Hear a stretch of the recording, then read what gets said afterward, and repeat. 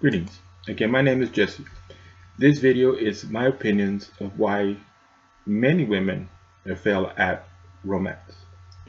The first point I want to make is that we spend our time in a culture where we get a lot of information.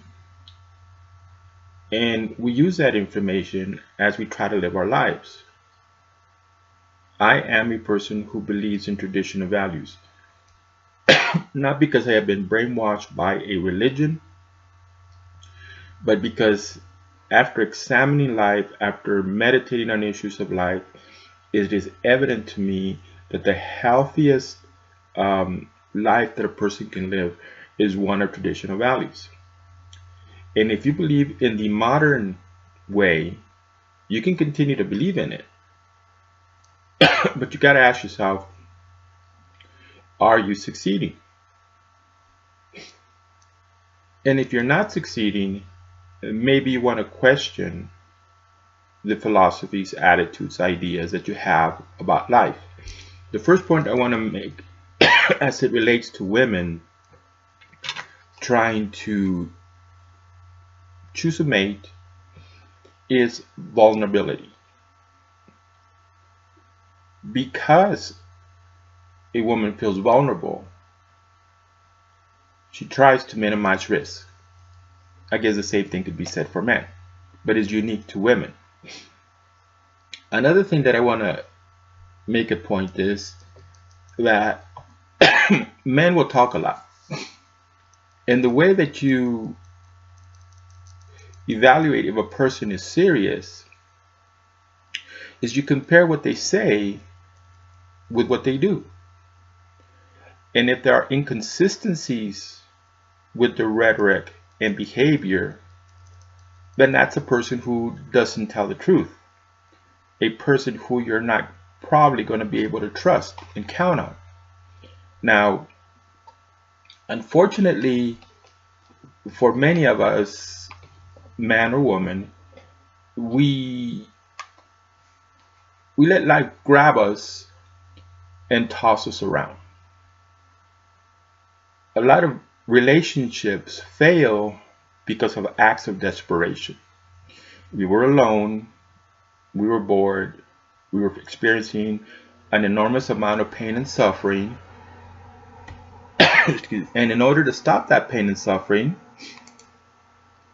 we decided to cling to someone, to go to a bar and get a girlfriend or a boyfriend or anywhere.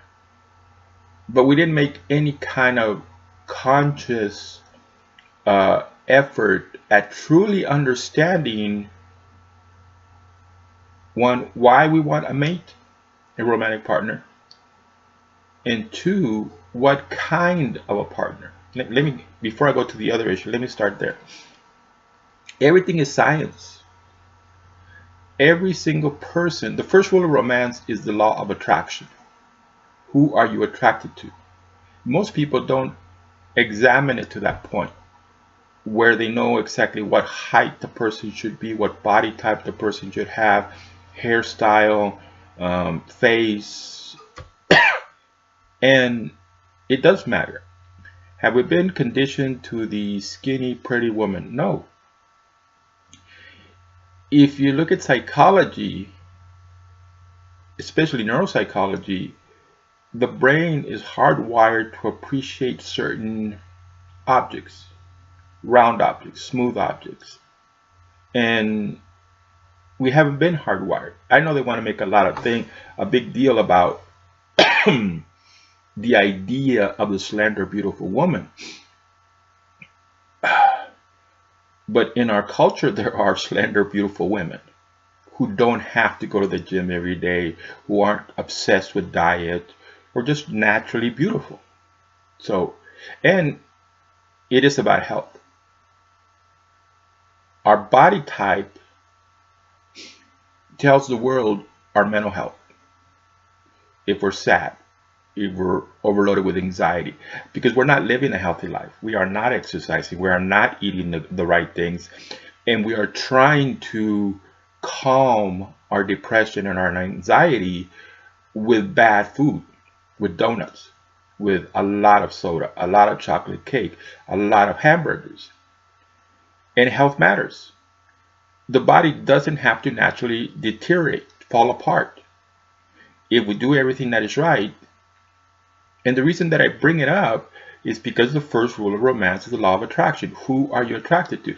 And you got to sit down. You honestly got to sit down with yourself and figure out who it is exactly that you're attracted to. Now, it starts with the physical, and then it moves to the personality. There are many different personalities. So what physical type do you like, and what personality type do you like? And it is important to sit down and figure this out before you try to get into a relationship. And you shouldn't be afraid.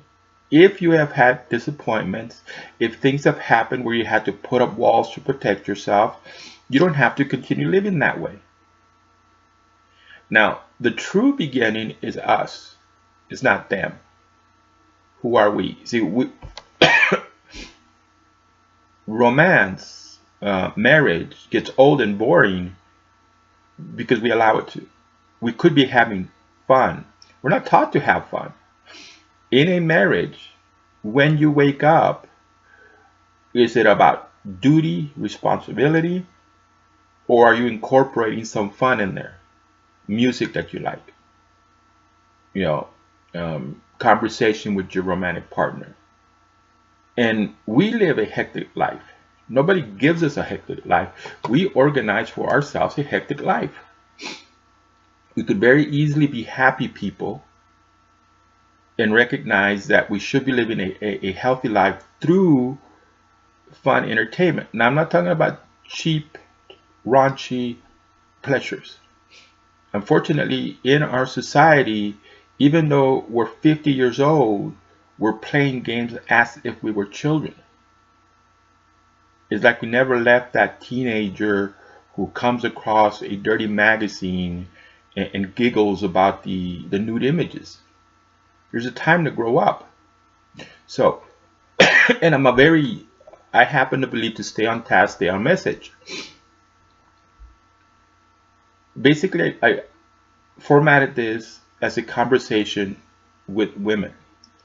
And I was thinking that most of what I'm saying, someone may interpret, well, that's good for a young woman, an inexperienced woman, an idealistic woman. And the reality is that, no, you should have a young spirit, regardless of age.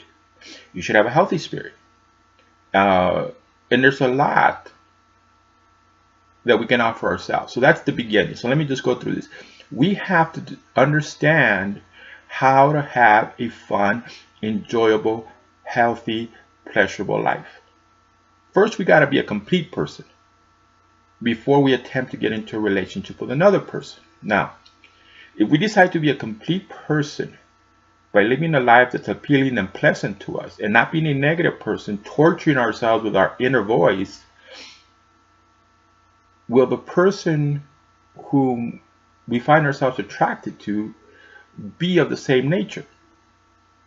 And it's a high probability that they won't. And what happens to a person when you tell them, well, I have decided to be a positive person. I have decided not to look at my neighbors in a negative way, to judge them for their body type or the car they drive or their accent or their hairstyle, or I'm going to focus on me. What happens when you tell a person that you're more about understanding your anxiety and your depression, going through relaxation practices, managing your emotions by understanding the source of your emotions and understanding what it is you have control over and what you don't have control over, and then focusing on living a life that is based on positive psychology, where you do find simple, healthy pleasures in life. So that's the beginning. We have to become healthy people. And then we have to be serious about making sure that it's a healthy person whom we are involved in romantically. And women are disappointed because of idealism. They think the guy up. They make him up more in their mind than the person actually is in reality. And that's always going to lead to disappointment. And the reason we're doing this, and it's ironic that every day, every meditation brings about a new revelation. And this year, it is that the new revelation last year that's coming into this year is that the recent marriages fail is not because of the conflict. It is because people don't know how to live fun lives, healthy lives, pleasurable lives. And that does lead to boredom. And that leads to pain and angst. And when you're in pain, you want to find relief of pain, for the pain. And if your marriage is the source of your pain, well, then an affair is better. You think you're going from pain to pleasure. But your relationship, your marriage, should be pleasurable. And we're not children. We are grown-ups. We can give. It's not all about taking. We can give. One morning, as you're getting through your whatever it is false to think that everybody wakes up at the morning at the same time and everybody prepares for work and school and kids and everything at the same time. I understand that. There are many different rhythms of life. But when you wake up, are you ready to start enjoying your day? If news does it for you, I shouldn't say this, but I find The Five on Fox News entertaining. I don't find what they say important. It's comedy. Probably shouldn't say that. But if that's what it does for you, great. If that's what does it for you, great. If music does it for you, now you gotta be respectful. You can't crank up the tunes or the jams or what do you want to call them and annoy your neighbor. Headphones are probably better in order. But you wake up with a healthy attitude. You live a healthy life. Okay?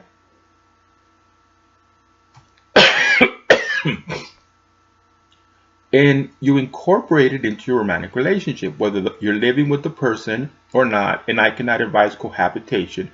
If you're living with a person you're having sexual relationships with, it should be someone that you married. Now, we went through a whole political dynamic of homosexual marriages, and I just came to the conclusion that the state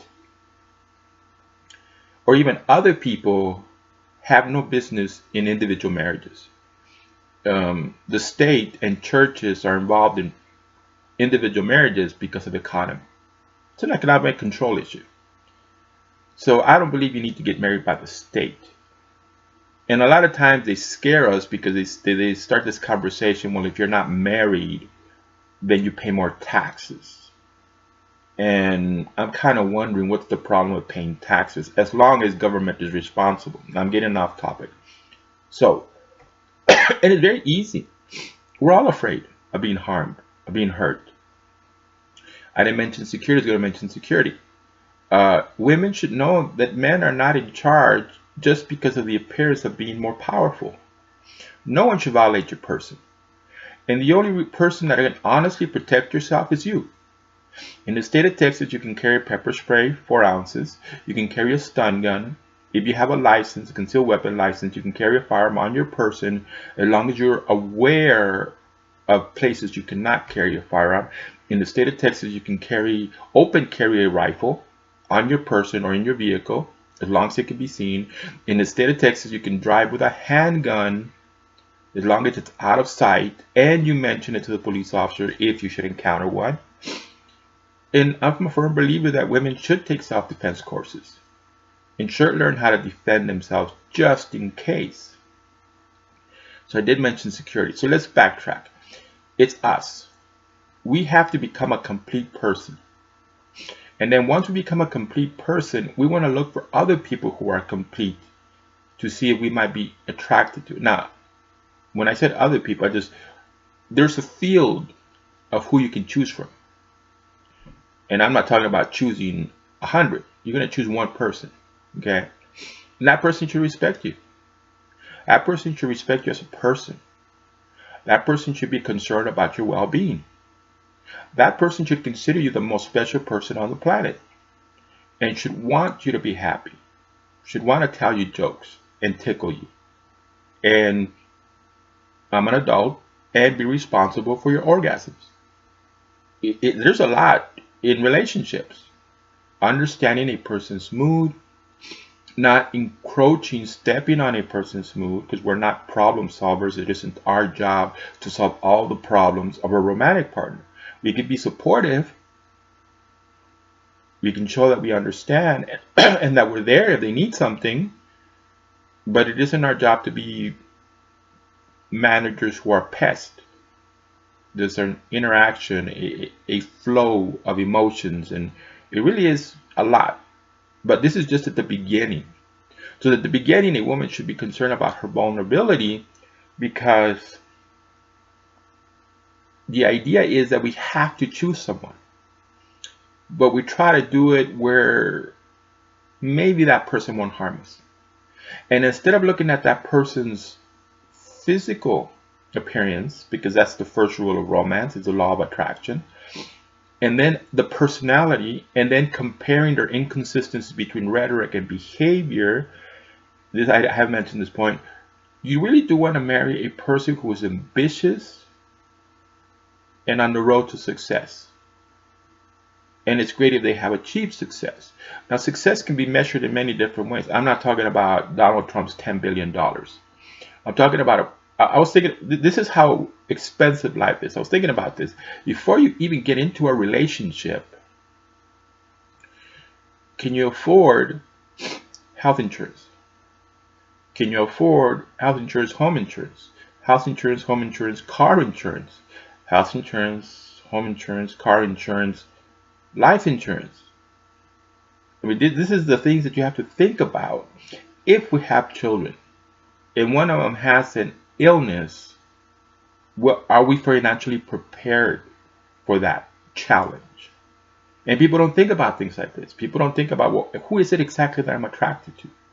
People don't think about, well, am I acting out of desperation because of the loneliness and the pain and I want to stop the pain? People don't think about that.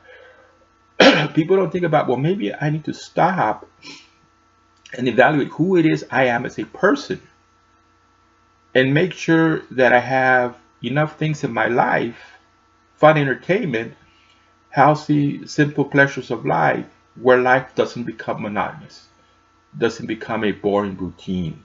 And I'm not looking for cheap pleasures to deal with the boredom, because I can't enjoy music, I can't enjoy literature, I can't enjoy friends, I can't enjoy family. And I gotta tell you that there are invisible sources always messing with us. But that's why we need to adopt a healthy attitude of life. A healthy attitude of life that contributes to diet, to exercise, to our thoughts, to the entertainment that we choose, the things that we involve ourselves in. So if I was sitting with a friend, and a female friend, and she's concerned that she's trying romance but it isn't working, this is what I would tell her. First of all, are you a complete person? Are you a positive person? Are you a healthy person in mind? Are you managing your emotions?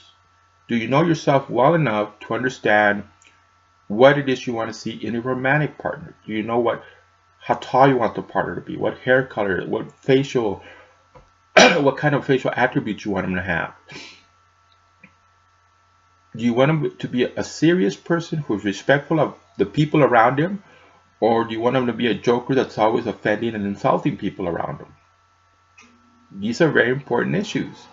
And of course, you got to deal with the vulnerability issue, being scared of being harmed. But if you understand who you are as a person and who you're looking for as a person, you're a strong person. If you do self-defense training, if you carry the necessary weapons to defend yourself, and it isn't just that you have the weapon, it's that you know when to use it. But if you're a strong, complete person, there's a high probability that you won't be harmed in romance. Now, life is always life, and we have to understand that. We're very immature under certain things because we believe that life should always be perfect. Unfortunately, life sometimes isn't perfect. You can do everything right and things don't work out. And I have to mention that because part of life is meeting those challenges and meeting them in a healthy way. If you have been disappointed in romance, it's best not to get into this pain, this hurt paradigm where you're not managing the emotions, you're not putting your emotions in place, and you're just continuing to feel the pain and trying to avoid the pain. You can be a healthy person today. I keep saying, at any given point in our lives, we can realize that we're wrong and we can start doing things right. At any point in our lives. And if you're a woman, age doesn't matter, and you want to have a healthy life, and you want to have a meaningful relationship, somebody in your life that makes you feel good, and there's nothing wrong with that. I remember there was a person, a female, and I realized later on that I used to make her laugh because it would make me happy. So it was sort of selfish interest. But there's nothing wrong with wanting to give love in order to receive love, but you want that person to be mentally healthy, mature, an honest person, a person who isn't playing with you. And again, the way you gotta balance rhetoric with behavior. And when you find inconsistencies, that's a person who cannot be trusted. That's a person who presents a false reality. And again, you don't have to be a bank president, but be in charge of your life financially. Pay your bills. Have enough money in the bank. Be serious in whatever it is you're doing so you don't mess it up. You don't get fired. You may get laid off. You may get fired anyways. But don't let the reason that you get fired or terminated because of your childish, immature personality. And this is the things that you want to look out. People laugh at their employers. That's a sad part. I think that the life we have is because of our negativity. And when you're trying to find a partner, are you leading from a position of negativity or a position of being positive? Are you a healthy person, or you're a person of illness with bad attitude? It's fun that you're laughing. Laughing feels good. But you may want to ask yourself, are all these problems related to my attitude? And I started by saying that really, I didn't say we have been poisoned, but we have been poisoned with a lot of attitude that is foolish. Oprah Winfrey was a foolish person. Poisoned people's heads with nonsense ideas that have no real place in life. And people who listened to her ended up hurting. But if you're a healthy person, you realize that you are vulnerable, that you're asking to trust another person, but you just shouldn't take it on faith. You should evaluate. You should be, I'm going to make this point. We spend more time buying a car, doing research to buy a car, than we do in choosing a romantic mate. Now, I have an 18-month rule. I don't know where it came from, but I think it applies. It's an 18-month of growth where you're not rushing. You're taking time to unravel, because most of us are self-conscious, and it takes us a little bit of time when somebody's that close to us to open up and let that person see us for who we really are. Okay. And there's a lot, but this is basics on vulnerability, not being afraid, knowing yourself. When you know yourself well, then you start evaluating what kind of person you would like in your life, and never lead out of an act of desperation. Keep a life of health. You listen to friends. You don't tell friends, hey, you're an idiot, you know what the heck you're talking about. You just listen and you nod, okay, thank you. But you use your smart brain. And that smart brain can lead you to success in anything related to life. And women choose bad men because they don't take any interest in knowing themselves, knowing who they want, evaluating that mate. That's what the 18 months is for, is to evaluate rhetoric with behavior. If somebody tells you in 12 months, I want to own my own restaurant, and in those 12 months they haven't done anything at all related to wanting to own a restaurant, and 5 years down the road they still don't own a restaurant, you should be able to say this is the person who's not serious about what they're saying. And certain things in life matter. It's not the money is this person a serious person? Is this person who understands life and takes life serious and is responsible to his obligations? Now this video is about women, so that's why I'm talking about women trusting men. And that's what it is. Can you trust this person to be faithful, to be loyal, to not cheat on you? To see, again, boredom leads to pain and suffering. And we try to escape that pain and suffering by choosing things that we think are pleasurable. Instead of making the relationship pleasurable when we're in it, by choosing fun entertainment, conversations, a true connection, a true emotional connection, where you really do become one person and you're concerned about each other.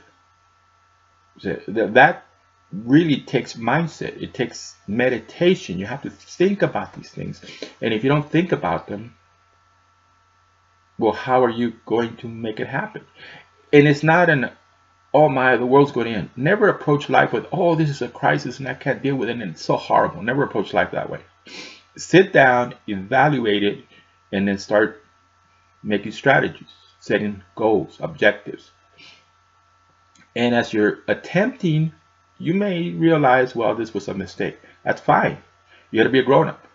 You got to be a grown-up and defend yourself and say, listen, it isn't working. And I'm sorry. I'm moving on.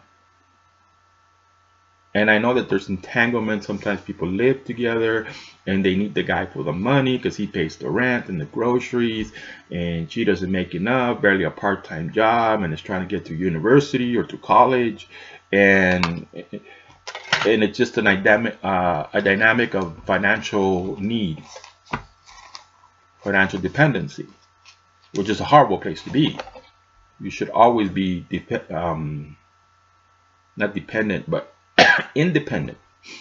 You should always be able to provide for yourself. Now, if you're a youngster, 18-year-old, first semester in college, living with your parents, that's fine.